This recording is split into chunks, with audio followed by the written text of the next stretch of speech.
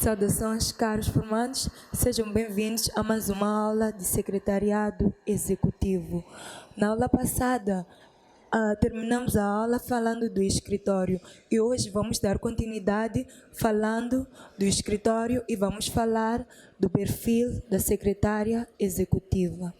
Na aula passada, definimos escritório como uma sala ou conjunto de salas onde o trabalho funcional e administrativo é executado para garantir o bom funcionamento da organização, nesse caso, o alcance dos seus objetivos. O escritório é composto por uma mesa de escrita. Quando falávamos dos utensílios básicos do escritório, dizíamos que o escritório é composto por uma mesa de escrita e uma cadeira de escritório. Bom, são essa composição básica do escritório. Só que ambas peças devem ser adequadas para exercer essa atividade de escrita, no sentido de evitar riscos ergonômicos. Os riscos ergonômicos, para os que estão a fazer o curso de higiene e segurança no trabalho, abordam mais sobre esse assunto, mas olhando para aquilo que é a composição do escritório, nesse caso, as peças adequadas para o exercício dessa atividade de escrita, nós estamos a falar da ergonomia. Ergonomia tem a ver com a postura no exercício das nossas atividades. A postura em que sentido? Olhando para essa mesa e a cadeira do escritório, nesse caso, devem ser colocados, dependendo do sistema gerencial a ser instalado nessa organização, ambas peças devem ser adequadas para o exercício dessa atividade, no sentido de evitar lesões corporais, o que pode afetar também diretamente no alcance dos objetivos da organização. Porque bem sabemos, na lei de trabalho, quando nos falam dos deveres do empregador, quando nos falam dos deveres do empregador e dos direitos do empregado, vem que o empregador ele deve, assim que é, fornecer condições favoráveis para a execução de cada tarefa no exercício das atividades da própria organização.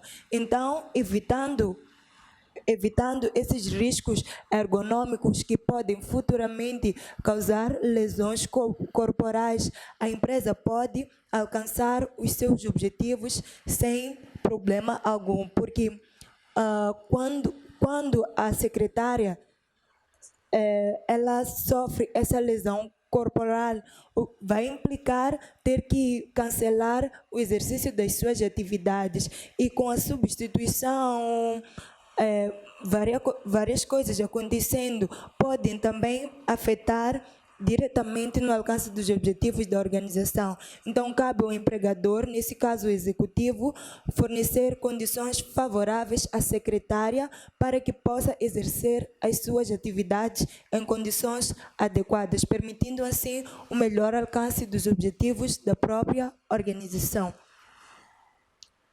Principais utensílios do escritório. Nos principais utensílios do escritório nós temos o computador, a impressora, telefone, agenda, furador e agrafador. O computador, bem sabemos para que serve.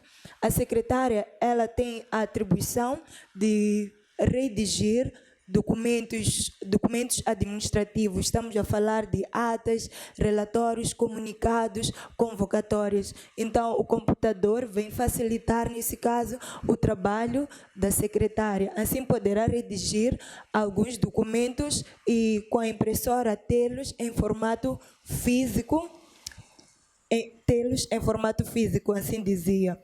Temos também um dos principais utensílios, o telefone.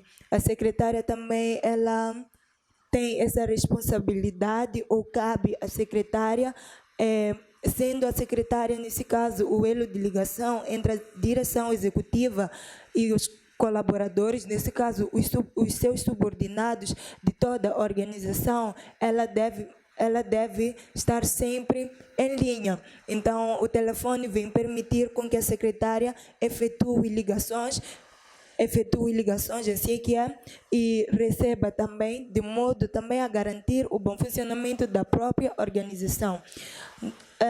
Tem o utensílio também principal, a agenda. A secretária, quando falávamos das atribuições da secretária, quando falamos da liderança, da organização, nós para ser bem organizada, a secretária, nesse caso, ela precisa ter uma agenda onde fará a planificação das suas atividades, onde irá controlar a agenda do seu executivo também, para que não esqueça nada. Então, a agenda vem facilitar a vida da secretária nesse caso, já que fará o planeamento das suas atividades, dos seus compromissos também. Temos o furador, que nos irá ajudar no arquivo de papéis, nesse caso em pastas, para depois ir ao arquivo, nesse caso, onde será usado para algumas consultas, caso de tomada de alguma decisão. Então, lá estará toda a informação necessária para auxiliar, nesse caso, a qualquer problema. Temos o agrafador também, que serve para agrafar papéis, entre outros utensílios.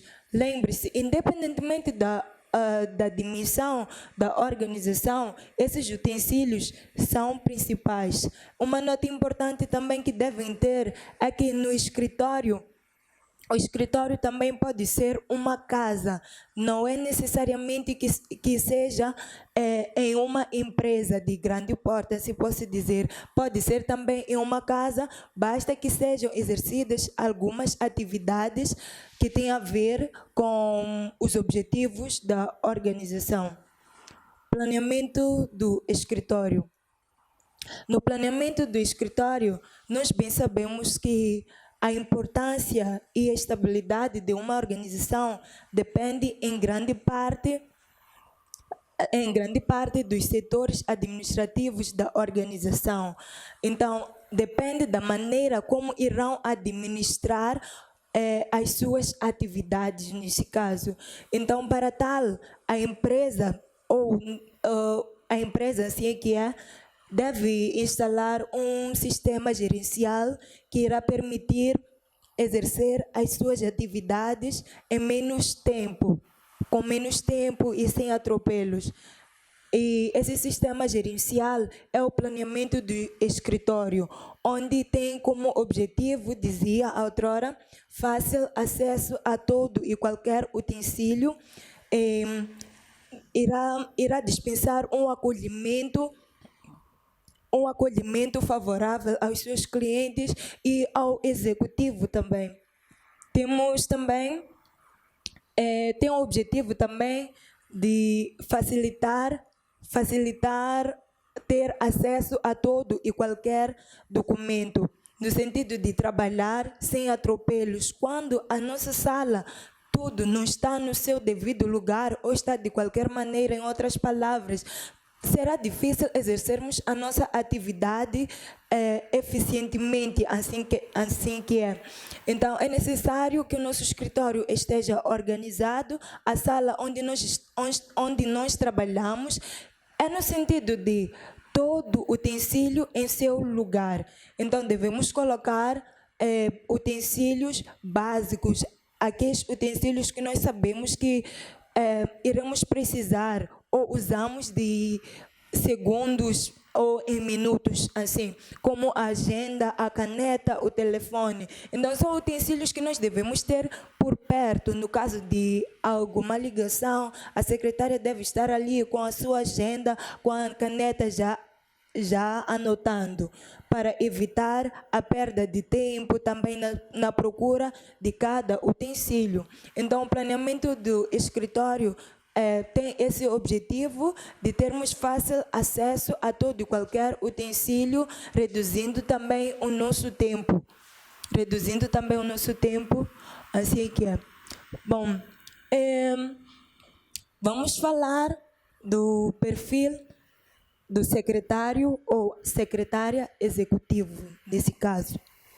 E o secretário ou a secretária, na execução das suas atividades ou no relacionamento com o seu executivo ou com a organização no seu todo, deve buscar uma postura saudável. Deve buscar uma postura saudável para ambas partes. E temos aqui as principais qualidades e as qualidades secundárias. Nas principais qualidades, nós temos a responsabilidade. O que é responsabilidade? A responsabilidade com a secretária executiva tem a ver com o meu posicionamento, ou seja, tem a ver com a maneira como eu me vejo como profissional naquela organização. Eu já sei dos meus deveres, já sei das atividades que tenho que desenvolver. Então, cabe cumprir os meus deveres. A responsabilidade tem a ver com o autoconhecimento. Estamos a falar também da competência. Competência que é a combinação de três itens, que são as atitudes, o conhecimento e as habilidades, nesse caso, que é o saber fazer. Então, sabendo quais são as minhas responsabilidades, sabendo por que estou naquela organização, eu devo simplesmente cumprir com aquilo que são as minhas atividades e não colocar a culpa em outras pessoas. Sim, porque a culpa é do chefe, porque a culpa é de algum colega. Então, devemos evitar isso e arcarmos com as consequências das nossas atitudes. A responsabilidade também podemos resumir em tudo está ao nosso alcance, desde que a gente faça a nossa parte. Então, se queremos ser secretárias de alto nível, bem-sucedidas profissionalmente, devemos fazer a nossa parte, que é cumprir com os nossos deveres.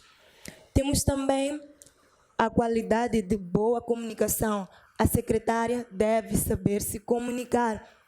A secretária, ela deve saber falar, deve ter cuidado com os gestos que faz, pois bem sabemos que a comunicação, ela parte do princípio, quando bebês, nós podemos ver uma criança chorando, se tiverem outras ao lado, irão chorar também. A tendência é de chorar. Com isso, para dizer que os gestos falam, os nossos olhares, a nossa forma de andar, a nossa maneira de vestir, tem um significado para o receptor. Então, devemos ter cuidado na nossa comunicação, devemos ter cuidado com os nossos gestos, a maneira como nós andamos, devemos olhar para o nosso rosto, o movimento dos nossos lábios, porque tudo tem significado para quem nos vê, nesse caso, o receptor. Temos a qualidade da descrição, para terminarmos a nossa aula.